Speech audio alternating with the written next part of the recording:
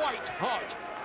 And still not allowing Collazo to come off with anything here, pinning him on the ropes, manhandling him, getting the body shots off, just imposing himself straight away. Collazo does not know what to make of this.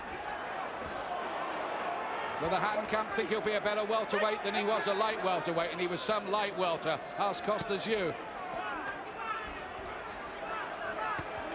More smoothness in Ricky's attacks now, finding the range at longer range better. Yeah, these are good shots, he's picking them nicely. He's ferociously fast, classic tactics against the southpaw, that right hand. He's never had much problems against southpaws, to be honest with you, Hatton. Collazo looking to wing away with hooks of his own and being beckoned in by his own corner. And he's certainly making an argument of it, Jim. Yeah, he does not like this style of fighting, but he's been forced into it. He can't fancy Danny's way when Ricky Hatton's standing in front of you, so he's having to come back with good stuff, and he's doing it now. Trying to break Hatton's rhythm with the southpaw jab when he can. He's got a bit of blood around the mouth, I think, Collazo, too. Ricky's just taking too many shots at the moment. He's just been caught halfway in, but not close enough to smother the work. Been clipped on the way in a couple of times there. Yep, he's been caught cleanly here. Clever work with his back to the ropes. He's pretty slick at times, Collazo. If he had a bit more of a dig, he might be really something. See, sometimes thinking fighters will stand in the ropes and wait till the storm subsides from aggressive fighters. Maybe that's what Collazo did. In the opening half minute, it looked as though Ricky was dominating, but maybe Collazo was happy with that. Now he's coming back, and he is catching Ricky cleanly here. With some good left crosses, and they might be cutting punches. Remember how prone Hatton is to cuts as well. In the first 20 seconds, in fact, of his last fight against Carlos Mausa, something always seems to happen early with Hatton. Well, Collazo has found a way to get the punches off. Ricky denied him that space in the opening round at the beginning of this round, but he's getting them off now. Ricky just a little bit ragged at the moment. He's always fighting in the zone. He's always likely to get caught, and he's got him there off balance more than anything with that right hand. Again, it's some barnstorming action here in Boston tonight.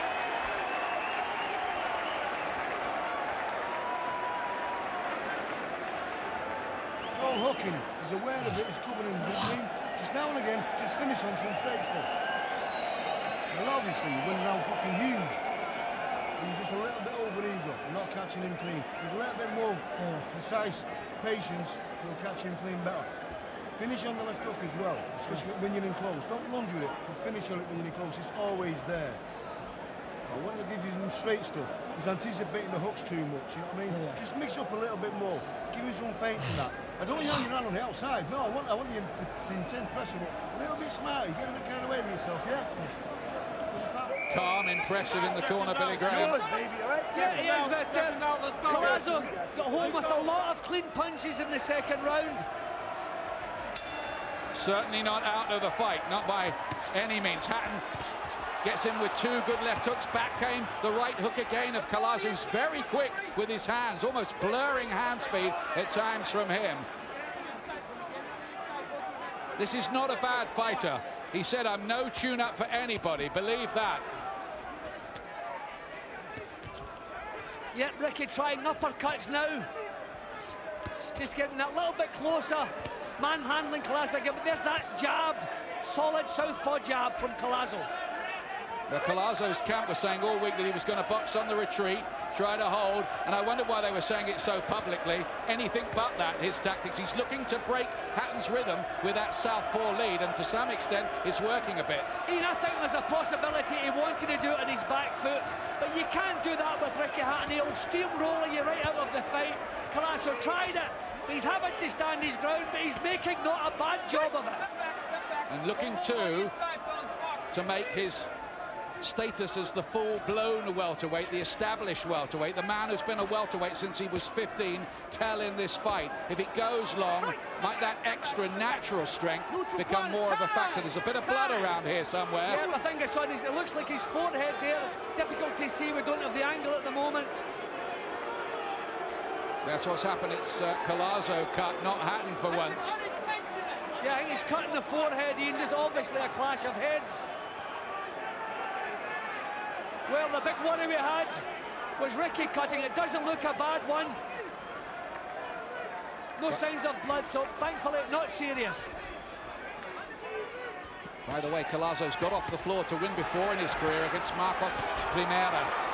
And he was on the floor earlier here, but he's making a right argument out of this now with Hatton. Sometimes even managed to force him back occasionally, only occasionally.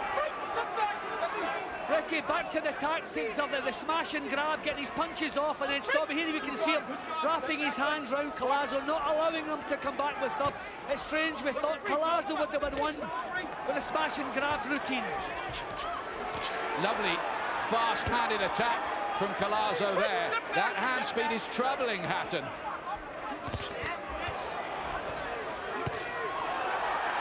But the extra power you sense coming from Hatton, who's taken a few there, a volley of punches from Collazo.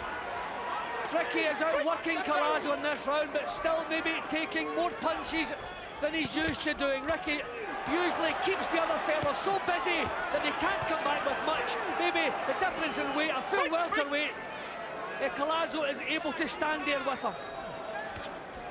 Exciting battle here at the new Boston Garden. The old one was seen as maybe the greatest welterweight fight of all time between Carmen Basilio and local boy Tony DeMarco half a century or so ago. I'm sure Ricky would have liked to look a little bit smoother than this.